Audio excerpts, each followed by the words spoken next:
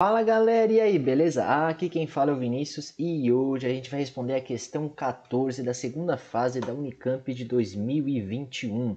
Então, bora lá. E ela começa assim: o avanço da tecnologia torna possível a análise das coberturas vegetais com sensores remotos. O índice de vegetação da diferença normalizada, NDVI, usa bandas de espectro eletromagnético captadas por satélite, que são modificadas pela presença da vegetação devido aos pigmentos das plantas que absorvem energia luminosa. Com base no padrão de energia refletida pelas plantas, é possível avaliar o vigor vegetativo em grandes extensões, tanto em campos agrícolas como em florestas. Especificamente, o NDVI considera a refletância das folhas das bandas do vermelho, que é o RED, faixa de comprimento de 625 a 740 nanômetros. O infravermelho próximo, o NIR, faixa de comprimento de onda de 740 a 2.500 nanômetros. Os valores de NDVI de vegetações variam de 0 a 1, sendo calculados de acordo com a equação aqui abaixo, que é esta equação aqui. Na letra A, ele pede o espectro de absorção de luz pelas plantas é apresentado na figura ao lado, que está aqui. O NDVI seria maior em uma planta saudável ou doente? Justifique sua resposta e considere a refletância no NIR igual entre as plantas saudáveis e doentes, e que a doença causa o amarelecimento das folhas. Então, antes da gente começar a responder essa pergunta, eu vou pedir para vocês curtirem o vídeo e compartilharem com seus amigos. E vou pedir também para vocês, se ficarem com dúvidas, deixarem aqui nos comentários para a gente discutir a respeito desta questão, que, diga-se de passagem, é uma questão complicadinha e de elevado nível de interpretação, tanto de texto quanto de matemática, para você entender como funciona. Então, bora lá. Aqui, uma planta saudável, ela apresenta uma cor de folha mais esverdeada. Então, antes de tudo, a gente precisa entender conceitos de física de luz. Como que a gente enxerga cor. Então, a primeira coisa que vai facilitar, tá? É você entender como você enxerga uma planta, por exemplo. Você tem uma folha aqui e essa folha ela é verde. Geralmente ela é verde. Por que ela é verde?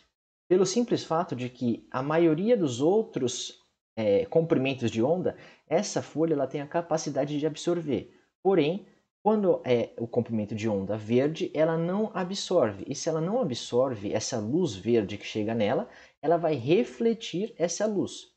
E aí a gente e os aparelhos de medição de comprimento de onda vão enxergar a planta como se fosse verde. Isso é reafirmado, fica claro, se você associar essa interpretação com este gráfico aqui. Ó. Se você pegar o comprimento de onda verde, ele é de 500 a 580 nanômetros.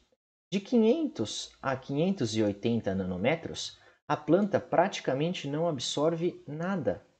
E se ela não absorve nada, isso tem um significado, que é o quê? Ela não tem a capacidade de absorver esse comprimento de onda, portanto, ela reflete todo esse comprimento de onda para fora. E aí, o que acontece? Ele fala que nesse comprimento RED, ela absorve alguma coisa. Por quê? Ela absorve alguma coisa nesse comprimento RED é de 625 a 740. 625 a 740 está nessa faixa aqui. E essa faixa seria o RED.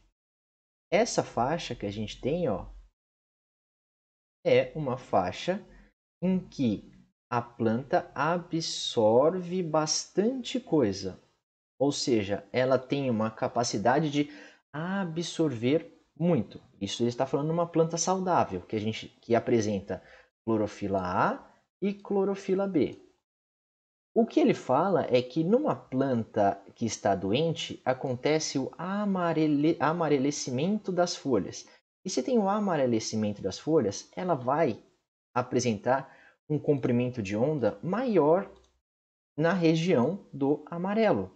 E qual que é a região do amarelo? é de 585 a 590, que é esta região aqui. Se ela tem um aumento desse tipo de pigmento, não cabe aqui a gente discutir o que é, o que deixa de ser, significa que nessa região aqui, a planta ela passa a ter a incidência do amarelo e a refletir mais amarelo, porque ela começa a ficar amarela. Então, ela vai diminuir a absorção de luz aqui. E se ela diminui a absorção de luz, ela vai aumentar a refletância dela. Então, ela vai ter maior capacidade de refletir as ondas de luz.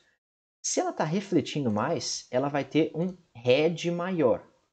E aí cabe agora a interpretação matemática. A gente acabou de fazer a interpretação física. Assim, eu tenho o RED da planta saudável, ele é menor do que o da planta doente. E se ele é menor do que o da planta doente, considerando que o NIR é igual, eu vou ter um numerador maior e um denominador menor.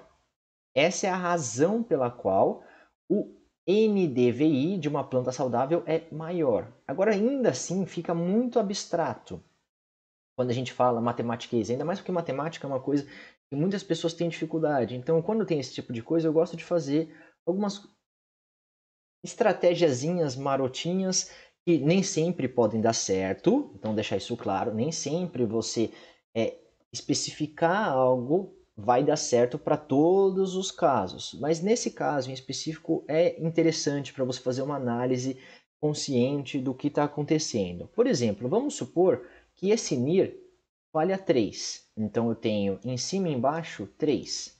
Eu sei que o RED de uma planta saudável ele é menor do que uma planta doente. Então eu vou supor que esse RED valha 1.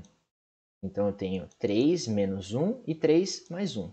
Isso aqui vai dar 2 dividido por 4. Então o NDVI de uma planta saudável vai dar meio. Agora considerando uma planta doente, o mesmo 3 continua sendo 3, porque o NIR é semelhante.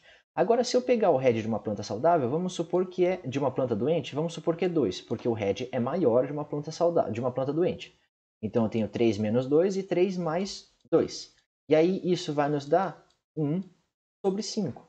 Meio é um número maior do que 1 sobre 5. Por quê? Meio é como se fosse 0,5 e 1 sobre 5 é como se fosse 0,2. Dessa forma, então, a gente tem que o NDVI de uma planta saudável ele é maior do que o de uma planta doente. Então, como que eu responderia a letra A? Assim, o NVDI, aqui é NDVI, né? Será maior em uma planta saudável, pois apresentará um RED menor do que uma planta doente, uma vez que essas plantas apresentam folhas amareladas, logo refletem mais nas bandas do vermelho. E essa é a resposta que eu daria. O problema é, a resposta pode ser concisa, o problema é você chegar nessa conclusão. Agora, a letra B. Como que a gente responderia a letra B? Explique como a energia luminosa absorvida pelos pigmentos das plantas é transformada em energia química. Por que é possível associar o NDVI ao vigor da comunidade de plantas estudadas? Então aqui você precisa saber basicamente o processo fotossintético, que é a energia luminosa chega nos pigmentos, aí acontece a fotólise da água e a fotofosforilação, tem a produção do ATP, e aí já tem uma conversão de energia química, mas aí essa é a parte clara da fotossíntese. Depois você vai ter a parte escura, que vai ter o ciclo de Calvin e a formação de glicose a partir de CO2 e da oxidação do NADP, então do NADPH. Então é importante a gente ver isso, tá? Aí, como que eu escreveria isso? Assim, as clorofilas têm a capacidade de absorver a luz e realizar a fotólise da água, permitindo a fotofosforilação e a redução do NADP na fase clara. Esses prótons e elétrons vão até o estroma e acabam por formar a glicose, energia química, por meio da redução do gás carbônico pela ação do NADPH e ATP. O NDVI está intimamente relacionado à absorção luminosa, a qual está relacionada com a taxa fotossintética da comunidade. Por isso, é possível realizar essa associação.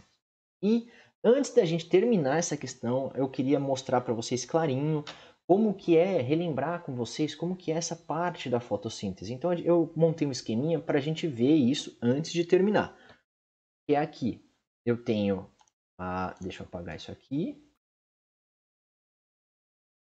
Aqui eu tenho a clorofila, e aí dentro da clorofila eu vou passar a ter a água. A água vai entrar nela, vai acontecer a fase clara no momento em que você tem a parte da luz. Então aí tem a luz aqui, e essa luz ela vai fazer com que ocorra a fotólise da água e tenha uma liberação de íons de hidrogênio e de oxigênio. Esses íons de hidrogênio e oxigênio, e a parte da luz, os íons de hidrogênio vão ser carregados pelo NADP e os elétrons vão fazer a fosforilação, que é o que? É a formação de ATP.